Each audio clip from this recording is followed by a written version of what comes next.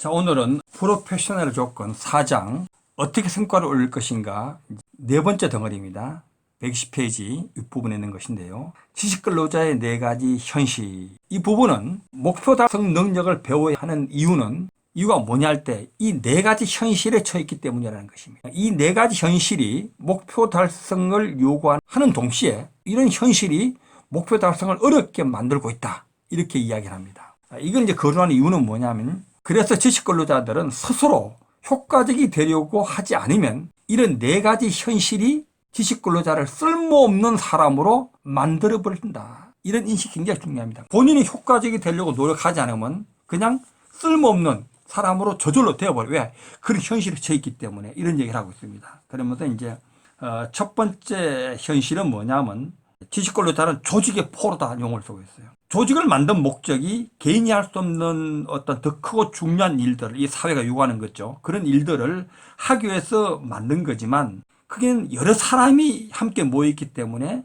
그런 조직이기 때문에 어쩔 수 없이 다른 사람들을 위해서 시간을 할애해야 되는 거죠. 그런 의미에서 조직의 포로다는 얘기를 하는 겁니다. 다른 사람에게 시간을 뺏길 수도 있고 어떤 마찰 비용 같은 거, 소통 비용 이런 것이 들 수밖에 없다는 그런 의미를 얘기하는 겁니다. 그 다음 두 번째로 일상 업무에 쫓기고 있다. 일상 업무라는 건 누구나 다 있는데 쫓기고 있기 때문에 이 말의 의미는 뭐냐면 이 일상 업무 속에서 정말 중요한 거, 업무에 중요한 거와 중요치 않은 것을 분별해야 되는데 바빠서 그런 걸 제대로 못하면서 일한다는 것입니다. 진짜 문제, 진정한 문제거리를 찾을 수 없는 거죠. 이런 의미에서 일상 업무 속에서 정말 이 조직에 공헌하는 정말 중요한 것이 뭔지 이런 어떤 기준을 필요한 거죠. 근데 그런 기준이 일상 업무 속에 빠졌으면 잘 모르는 거예요. 바깥에 숲 밖에 나가서 이 전체를 보는 관점을 가져야 된다는 의미를 담고 있는 겁니다. 그 다음에 세 번째 현실은 이제 조직 내에서 일하고 있는 지식근로자. 이 말은 아까 조직의 포로가 됐다는 첫 번째와 좀 다른 의미입니다. 아까 또 말씀드렸지만 지식근로자들은 근본적으로 자신이 만든 어떤 결과물을 다른 사람이 활용해야 되거든요. 그런데 그 다른 사람이 내 통제권 속에 있는 사람들이 아니야. 내 부하 직원이 아니란 말이에요. 이 사람들은 어떤 부분에서 이제 다른 부서에 있는 전문가들이고 구계자고 횡적 관계자들이고 경우 따라 자기 상사할 수 있고 그런 사람들에게 접근해야 하고 그런 사람들에게 내 결과물을 줘가지고 그들이 더 좋은 결과물을 만들게 해야 되는 거예요. 공헌해야 되는 이 현실이 있다는 거죠. 이런 차원에서 조직 내에 있다는 얘기를 하고 있는 것이고 네 번째는 이제 지식근로자는 내부 세계에 존재한다는 현실. 이 말은 뭐냐면 항상 공헌하는 어떤 결과는 외부에 있죠. 내부에는 병밖에 없단 말이죠. 그래도 외부 세계 둔감을 하죠. 그래도 왜곡된 렌즈, 어떤 보고서를 통해서 외부를 알게 되고 하는 그런 현실에 있다는 얘기를 지금 하고 있는 겁니다. 그래서 조직은 어떤 이익을 만드는 프로핏 센터가 아니고 이 포트, 소위 노력을 투입하는 그런 곳이다 하는 얘기를 하고 있습니다. 그런 네 가지 현실을 말하면서 123페이지 하단에 그래도 조직은 노력센터이기 때문에 투입한 노력이 적으면 적을수록 일을 더 잘하는 조직이다. 이렇게 말할 수 있죠. 그 다음에 이제 조직의 유일한 존재 이유는 외부 세계에 대한 봉사하는 관점에서 그래서 조직은 성과 대비 사람이 이제 적을수록 소규모일수록 내부 활동이 적을수록 더 완전한 조직이 가까워지는 거죠. 그래서 이제 조직은 이제 사회 기관이기 때문에 조직은 동물처럼 그 자체가 하나의 목적이 될 수 없죠. 생물은 그 자체가 목적입니다. 하지만 조직은 수단이란 말이죠. 그래서 단순한 영속적 활동, 그러니까 조직이 그냥 존재한다는 그 자체로는 의미가 없는 거예요. 그 자체는 성공이 날 수 없다. 조직은 그 수단과 도구이기 때문에 목적을 달성해야 한다. 그 조직이 존재하는 목적이 있겠죠. 그 외부 세계에 대한 공헌, 자신의 사명을 달성할 때만 비로소 인정을 받는다는 얘기를 지금 하고 있는 겁니다. 그런데 조직은 이제 더 크게 성장하고 성공할수록 점점 더 내부에서 뭔가 지식근로를 요구하는 겁니다. 지식근로자의 관심과 노력과 능력 등을 내부를 바라보게 만드는 그런 경향들이 있다는 것입니다. 그래서 내부 모든 사람들 내부 지향적이 되는 거죠. 그래서 본래 임무, 외부 세계에 대한 공헌을 뒷전으로 미루게 되는 이런 어떤 현상이 있다고 얘기를 하면서 계속 외부 세계 중요성을 얘기하고 있습니다. 그러면서 이제 또 주목해야 될 것이 124페이지 중간 부분에 정보통신기술의 발달, 소위 컴퓨터 등장이죠. 이런 것들 때문에 더욱더 외부 세계에 대한 관심, 이 공헌의식이 약화된단 말이에요. 그게 뭔 뜻이냐면 컴퓨터가 제공해주는 정보는 대개 내부 정보를 계량화한 것이죠. 외부에 중요한 정보는 또 준다 하더라도 너무 늦게 줘. 그래서 가치가 없고 의미가 없는 정보가 될 수도 있고, 또 외부 정보는 어떤 추세나 경향이기 때문에 계량화할 수 없는 질적 정보가 대단히 많죠. 그런 질적 정보, 외부 정보는 아직 이제 사실이 아닌 경우가 많고 판단이 요구되는 거죠. 그리고 이제 사실이기 위해서는 그것이 이제 어떤 그 정의돼야 되고 분류돼야 되고 또 그 타당성이 인정을 받아야 된다는 얘기를 하면서, 이제 계량화되기 위해서는 우선 개념이 있어야 되고 복잡한 현상들로부터 구체적인 변수를 추출해야 되고 그것에 이름을 붙여야 되고 그것을 셀 수 있게 돼야 된다, 이런 말합니다. 그러면서 125페이지 중간 부분에 웹의 중요한 사건은 추세가 아니다. 그것은 추세의 변화이다. 이 의미를 잘 곱씹어 보셔야 됩니다. 외부 추세의 변화는 궁극적으로 조직과 조직이 기울인 어떤 노력의 성패를 결정한단 말이에요. 그 추세 변화들이 그 결정한다, 이런 얘기를 하고 있습니다. 토론을 한번 해보시자고. 나중에 그런 변화들은 만일 지각되지 않는다면 계량할 수도 없고 정의할 수도 없고 분류할 수도 없다. 만일 그런 변화들을 분류할 수 있다면 어떤 예측치를 내놓을 수도 있지만 그게 실제 상황을 반영하지 않을 수도 있는 거죠. 그러면서 그 사례로 포드 자동차에서 엄청난 투자를 했던 에드셀 자동차 실패 사례를 들고 있습니다.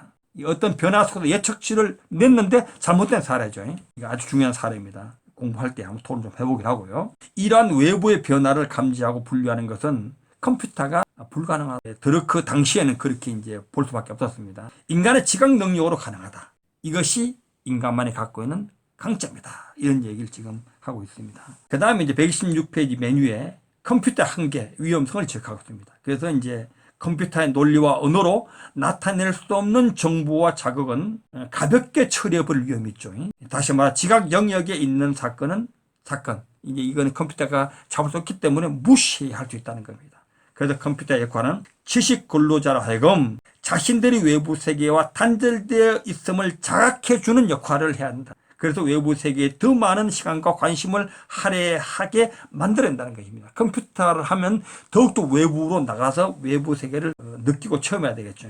그런데 그렇지 못한 이제 어떤 컴퓨터 병이라는 것이다. 심각한 질병이다 얘기하고 있습니다. 이런 네 가지 이제 현상을 지식 근로자가 처해내는데 이것을 지식 근로자가 없앨 수 없죠. 왜냐하면 실제 현상인데 그 지식 근로자의 존재도 필요한 것이기도 합니다. 그래서 이 현실에 더욱 성과를 올리는 방식을 배워야 되고, 그렇지 않으면 무능한 쓸모없는 그런 사람이 될 위험이 있다는 얘기를 하고 있습니다. 그 다음에 이제 117페이지 다섯 번째 덩어리로 지식 근로자의 목표 달성 능력입니다. 그렇다면 어떻게 해야 성과를 높일 수 있나? 슈퍼맨 같은 사람을 찾는 인간의 성향을 염두에 두고 하는 얘기입니다. 자, 슈퍼맨, 올라운드맨, 사계절맨, 만능천재 이런 건 없다. 뛰어난 능력과 광범위한 지식을 두루 갖춘 그런 사람은 없다.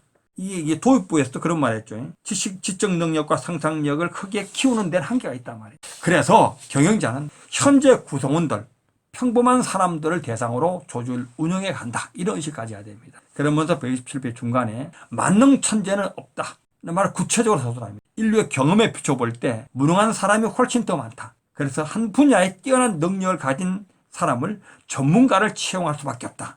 그래서 우리는 중요한 분야에서 강점을 가진 사람을 잘 활용할 수 있도록 해주는 조직을 만드는 방법을 배워야 한다. 이 강점 활용을 거론하는 거죠. 우리는 인간의 능력을 비약적으로 정대시킴이 아니라 인간이 작업을 할 때 사용하는 도구의 개선을 통해서 인간의 능력의 범위를 확대할 수 있다. 이제 도구에서인데 아까는 강점 활용을 얘기했고, 인간의 능력을 확대하는 데 어려움이 있으니까 도구를 개선함으로써 확대하자는 얘기를 하고 있습니다. 똑같은 원리를 지식에도 적용할 수 있는데 탁월한 지식을 많이 소유한 사람을 채용하려 할 때 그 문제점이 비용이 돈을 많이 줘야 한다는 거죠. 그리고 그 사람들이 채용했다 이런 일을 안 할 수 있습니다. 근데 그때 성과는 의문이죠. 그러면서 이제 OR 오퍼레이션 리서치가 처음 등장했을 때의 사례를 좀 들고 있습니다. 그리고 이제 그것보다 좀 덜 야심적인, OR보다 좀 덜 야심적인 경영자 육성 프로그램도 있는데 여기에서도 여전히 경영자는 다양한 분야의 엄청난 지식을 필요로 한다고 이제 지적하는 거예요. 그래서 한 분야의 전문가 되기도 쉽지 않은데 그 많은 분야의 전문 지식을 어떻게 갖추겠느냐. 이건 무리다. 이런 얘기를 지금 얘기하고 있습니다. 하지만 그렇다고 해서 관련 여러 분야에 대한 기초적인 지식을 이해하는 것이 필요 없다는 것은 아니다. 이런 얘기를 하고, 이제 129페이지 중간 부분에서 지식 근로자의 약점이 뭐냐 할 때, 자신의 전문 분야에 만족하고 중시하죠. 그러면서 다른 분야에 대해서 경시하는 풍조를 언급합니다. 그래서 경시하지 말고 다른 분야가 어떤 것인지, 왜 필요한지, 무엇을 하려 하는 분야인지를 이 정도는 알아야 된다. 공부해야 된다는 얘기를 하고 있습니다. 그렇다고 모든 사람이 만능 전문가가 되어야 한다는 것은 아니다 하고 다시 한번 반복합니다. 목표 달성 능력을 높이기 위해서는 한 가지 전문 능력을 가진 사람을 잘 활용하는 방법을 봐야 된다. 이 전문가 활용이라는 관점이죠. 지금 이제 강점 활용, 도구 개선, 전문가 활용 등등을 지금 계속 언급합니다. 그러면서 목표 달성 능력은 뭐냐 할 때 어떤 재능, 이 재능이라는 게 지적 능력과 상상력 같은 거죠. 재능과 지식이라는 자원으로부터 더 많은 그리고 더 좋은 결과를 얻게 하는 하나의 수단이다. 따라서 이 능력을 추구하는 것은 모든 조직이 해야 된다. 최우선적으로 이 우선순위를 가져야 된다. 그리고 목표 달성 능력은 성과와 공헌을 달성하는 수단이다. 도구로서 모든 지식 근로자 우선순위가 된다. 그러니까 목표 달성 능력은 모든 조직과 지식 근로자의 우선순위가 된다는 얘기를 하고 있습니다. 너무 기니까 또 한 번 더 자르죠. 오늘 여기까지 하겠습니다.